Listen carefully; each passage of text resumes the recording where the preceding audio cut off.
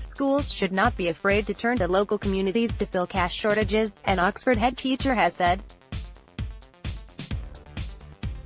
It comes as parents and residents raised almost £30,000, with some even setting up monthly standing orders, to alleviate funding pressures at Wolvercote Primary School. Through the generous donations and a number of fundraising events in the village, new interactive whiteboards and digital microscopes have already been bought, and new outdoor play areas and a mini allotment for children could soon follow. The ongoing appeal could also fund music and drama workshops and educational trips, which feature on the parent governor's shopping list, and could be under threat.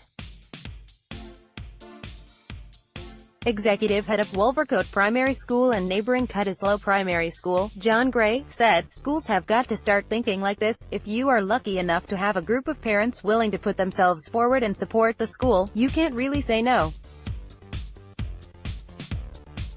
All schools will be thinking about ways to make sure they are protecting frontline services, but this has meant we can afford things we wouldn't be able to from our budget. For example, we desperately needed interactive boards. They were about 18 years old, and we wouldn't have been to budget for that in the next 5 years even." Oxford West and Abingdon MP Layla Moran praised the school's efforts, but said it should not have come to this. "Incredible effort by Wolvercote Primary and the community.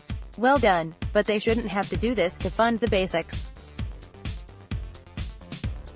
https://t.co/ah-islo26b, Layla Moran at Layla Moran, May 14, 2018. A new government funding formula, which promised to distribute cash more fairly, came into force last month, but Oxfordshire County Council, parents and schools said it was barely having an impact.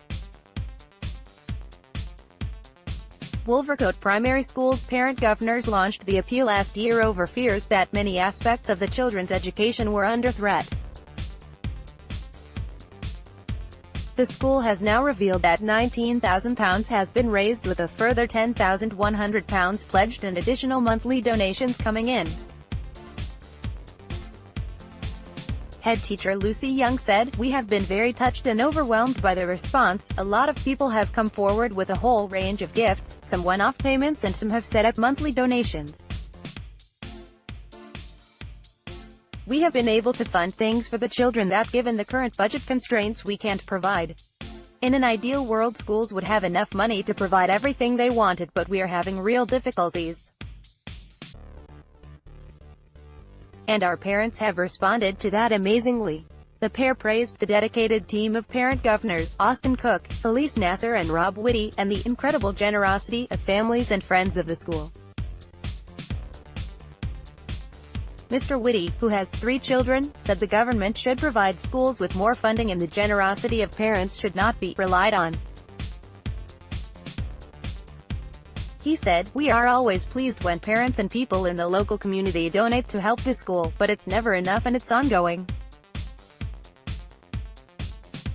Parents have been brilliant and the Parent-Teacher Association have done some amazing work in organizing fundraisers and village fetes."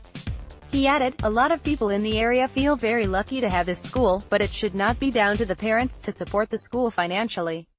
He added, "What we've done is not something I would necessarily recommend other parents in communities to do, but it's the only way forward and the only way this school is going to get the level of support it deserves." Chief Executive of the River Learning Trust, which runs the school, Paul James, said, "It is well known that there is insufficient school funding for schools to be able to deliver everything they would want for their pupils, and particularly in Oxfordshire, which is in the lowest 40 funded local authorities in the country. It is of course fantastic that parents have responded to support our pupils at Wolvercote." While acknowledging that the school would ideally not have to make such requests, it does shows the commitment of both the school and parents to provide the best possible educational for our pupils, even when there is a national funding shortage. A Department for Education spokesperson said, "We are investing an additional £1.3 billion in school funding, over and above existing plans, with core schools funding rising from almost £41 billion in 2017-18 to £43.5 billion in 2019-20. Schools in Oxfordshire would attract an increase in funding of 3% on average if the national funding formula were implemented in full, subject to changes in pupils. This increase is equivalent to £10.5 million.